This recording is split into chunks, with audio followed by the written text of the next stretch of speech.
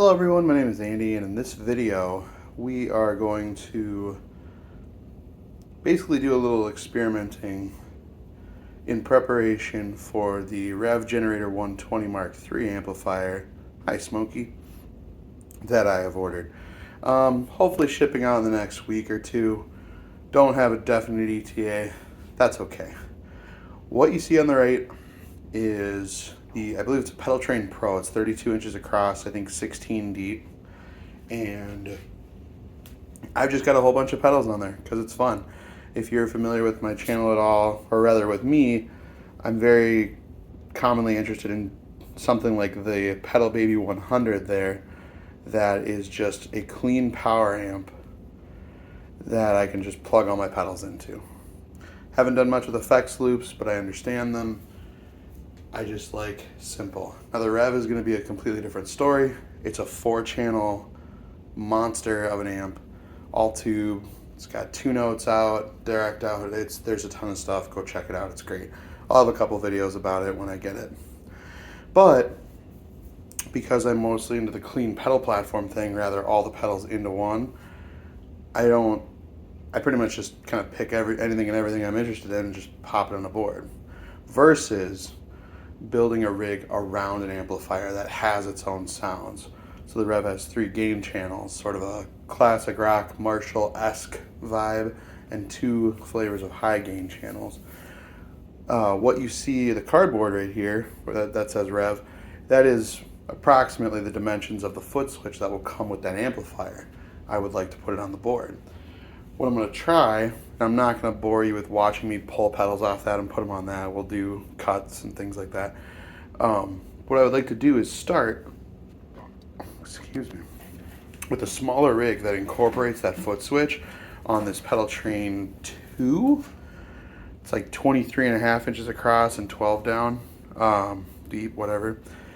So my goal is to still have something that's versatile, but have something that, one, I guess, can be carried to gigs and feels a little less insane like this. Not that I'm gigging. I'm not a recording player. I'm not a gigging player. I've been doing some jams with some friends recently. That's been fun. And I brought this monster last time, and we had a lot of fun with it, but it's just so unnecessary. So I'm looking to put like 7 or 8 pedals with the foot switch and build a rig that surrounds, or that's built around, the Rev. It'll still include probably a fuzz, whether it be that Vespa or that Swollen Pickle. Hopefully we'll include the Octave or the Digitech Drop over there. A couple drive pedals. It's a question of if I want both those low gain ones, the Klon style Matthews Architect, the Blues Breaker style Morning Glory, and or the multi-version Sunset. 1 or 2 of those are definitely going on. The Source Audio Collider, that's delay and reverb, is definitely going on. I'm hoping to put that phaser from Strymon on. The Zells, I've just got that. It is ridiculous. Maybe the looper if there's room. If not a big deal. In regards to reverb, again, this has multiple presets and reverb versions, but for something a little bigger and wider, interested in the Avalanche run. Now, of course, in theory, I should really probably just do all the modulation, all the delay, all the reverbs, and then I think the tuner or the looper actually fits on the end if I put all 3 of those in the back. But I kind of want to just explore something else. I want to explore something or different sounds that are simpler. Now, obviously, a lot of the pedals that I have 2 foot switches. Some have presets, a lot of modes. Like, there's still a lot going on.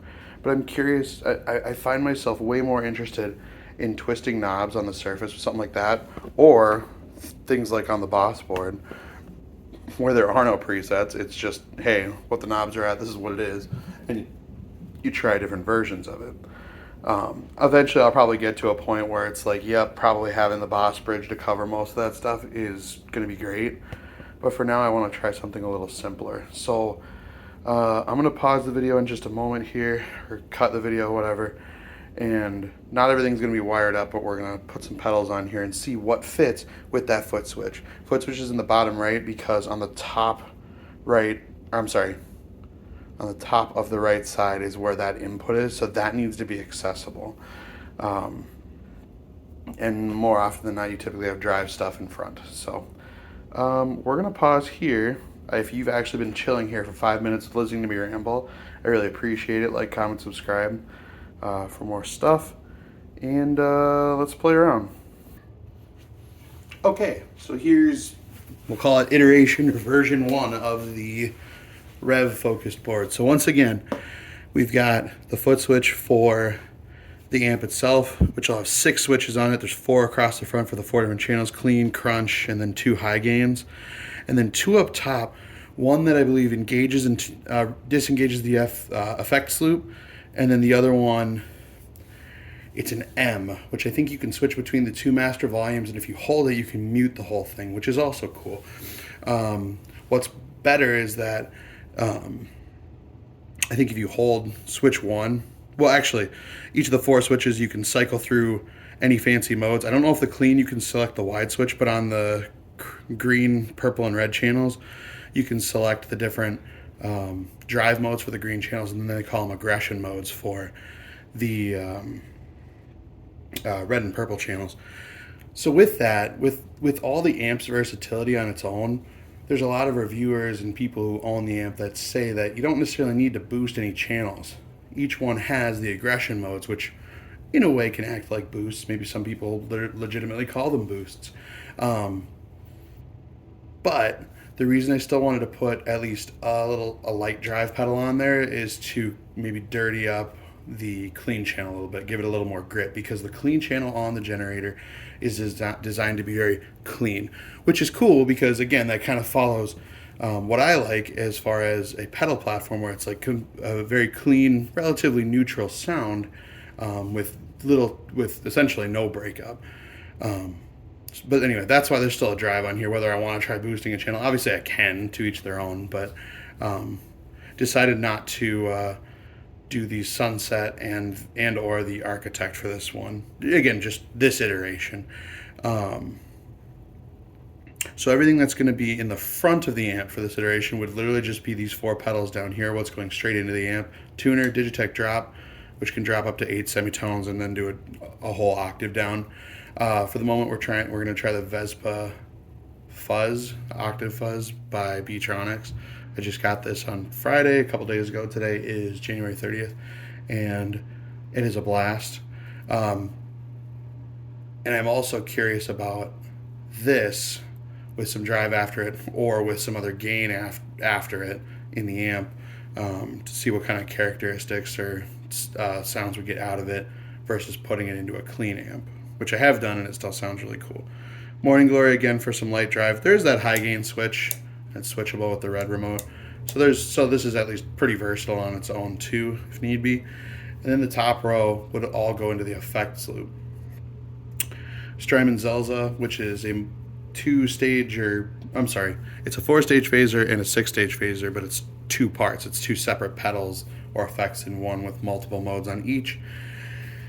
That covers most of what I'm intrigued by when it comes to modulation. I do love things like tremolo, or the Boss MD500 has like the overtone sort of octave-esque thing, which sounds more like an organ, whereas the drop will just kind of dip the tones versus, in regards to using it as an octave.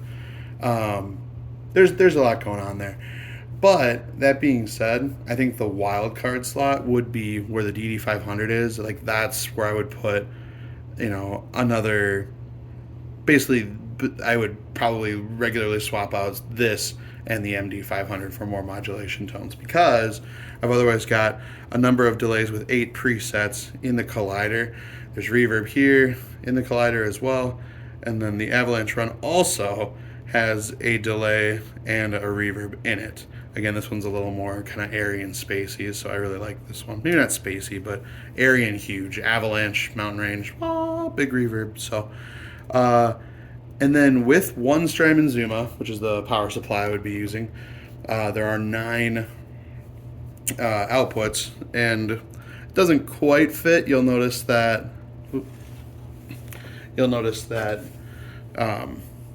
The Morning Glory and the looper are a smidge off the edge there,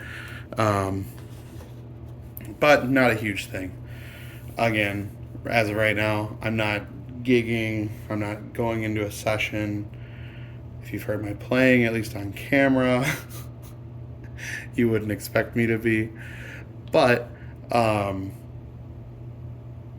basically what this video all comes down to is, yeah, like, you know, I've got a buttload of pedals and I can make all sorts of crazy sounds. And if the Rev board, you know, the one centered around the Rev needs to go on the bigger board, that's fine too.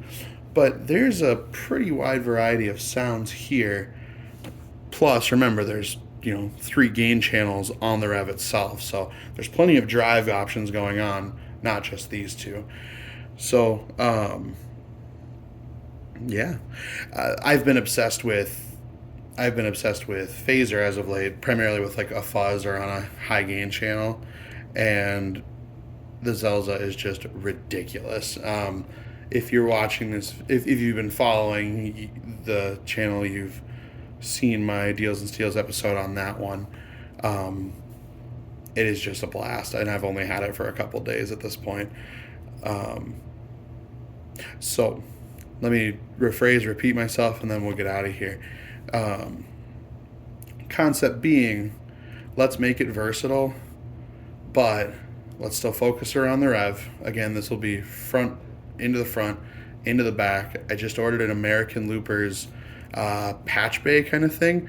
So instead of having to have the tuner somewhere accessible where I can plug it in, this is just as an example, but a patch cable will go out to basically a box where I can loop in, basically make this a loop, and then I can do 4 cable method out to the amp with the effects loop, and it will auto route. So if I take out the effects loop, basically if I'm not plugged into the Rev, if I'm plugged into like the orange or something like that, there I'll be lacking a little bit of drive, but all of this will be in one chain with that patch bay, and I can just go into somebody else's amp or a clean amp or whatever, which is pretty wild. So I did plug in all the patch cables because obviously the spacing is relevant there, but I did not plug in power. So this is all just, you know, an example. But sorry, last rephrase, and then we'll call it. The idea being, it's versatile. It's not over the top. It's not like option paralysis. Maybe a little bit with some delays and reverbs. That way I can focus on what the amp is doing and build a sound or sounds around that.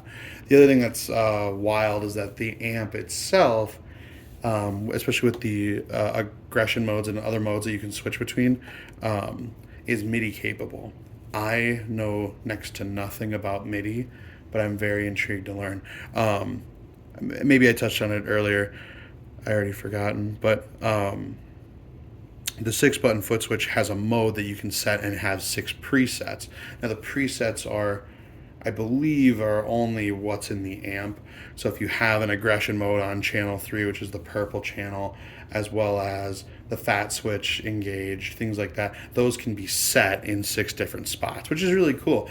I have no clue if anything else connected by MIDI would allow that. This, and this have MIDI capability. No, this does not. Any of the other 500 series have capability. I think the Architect technically has a MIDI out, which is wild. So this is the ideal, having a smaller, more compact board that again is versatile, but also can be focused without, you know, just all the sounds. But again, I'm on nobody's clock. I'm not gigging. I'm not doing session work. So putting all this and more with the foot switch on the bigger board, there's no issue with that. It's just something I'm trying. So thanks to Sam Jacobs. I emailed at Rev. I emailed him and he just got me the dimensions. This is just cardboard from a gift, just so I could, you know, measure that out, because it sounds like a lot of folks will, you know, basically have everything they want in a board. Let's say, you know, this space filled and something that's like, oh, there's a big old foot switch. Do I just put it out here? I think it would be nice to just have it all in one. There's no volume pedal here. I find myself more often trying any swells with my guitar volume knob anyway, and that's something I don't mind having separate off to the side. So if you've hung out this long, thank you for watching. Please consider subscribing. Thanks for hanging out.